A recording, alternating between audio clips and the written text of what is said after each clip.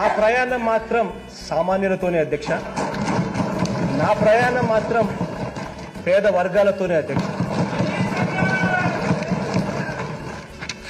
నా యుద్ధం అధ్యక్ష పెత్తందారులతోనే అధ్యక్ష.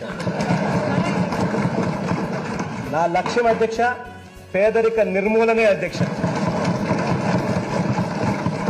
కాబట్టి అధ్యక్ష నా ఎకనామిక్స్ వేరే అధ్యక్ష.